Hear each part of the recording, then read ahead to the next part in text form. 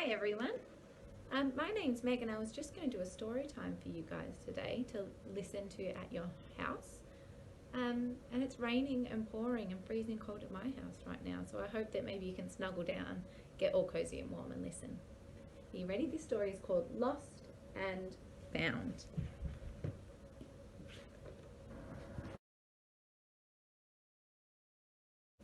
One day there was a boy, and one day he found a penguin at his door.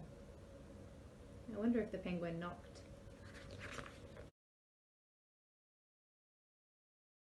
The boy didn't know where it had come from, but it began to follow him everywhere. The penguin looked sad, and the boy thought he must be lost.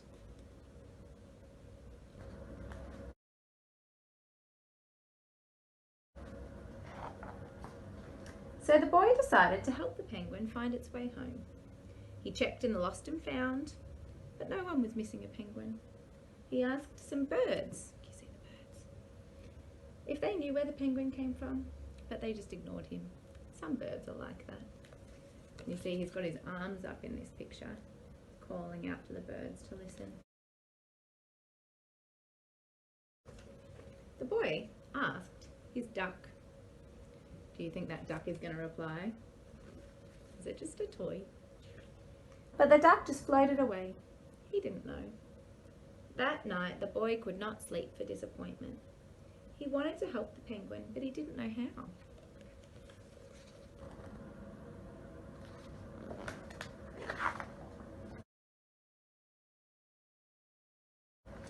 The next morning, he discovered that penguins come from the South Pole. But how could he get there?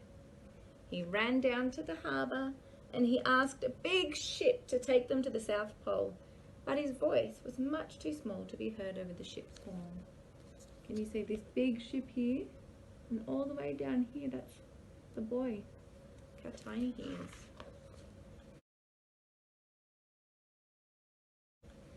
So together, he and the penguin would row to the South Pole. The boy took his rowboat out of the cupboard and they tested it for size and for strength. They packed everything they would need and together they pushed the rowboat out to sea.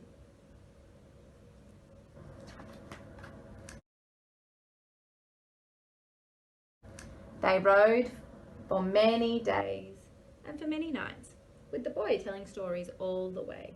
The penguin listened to everything that the boy said.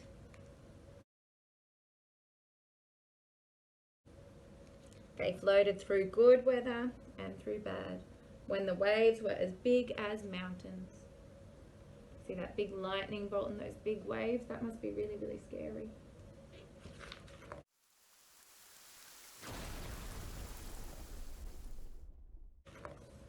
Until they came to the South Pole. The boy was delighted, but the penguin said nothing. Suddenly, it looked sad again as the boy helped him out of the boat. There's a sign here and that says, "Welcome to the South Pole."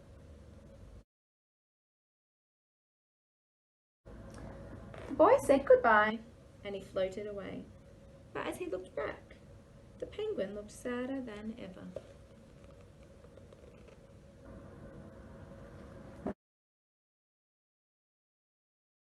I wonder why he's sad. It felt strange to be on his own, and the more he thought, the more he realised that he was making a big mistake. The penguin wasn't lost, he was just lonely. Can you see the little boy scratching his head there?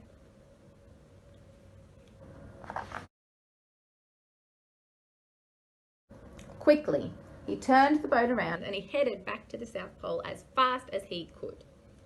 At last, he reached the South Pole again. But where was the penguin? The boy searched and searched and searched, but he was nowhere to be found. I think I can see the penguin. What do you think that is over here? Sadly, the boy set off for home. There was no point telling stories because there was no one to listen except for the wind and the waves. But then the boy saw something. It was in the water ahead of him. Closer and closer he got until he could see. What do you think it is?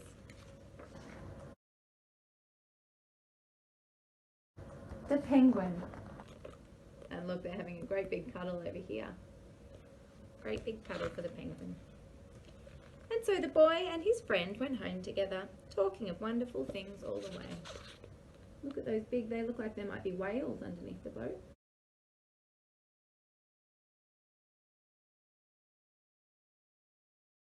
Isn't that a nice story? Thanks for listening, guys. Bye.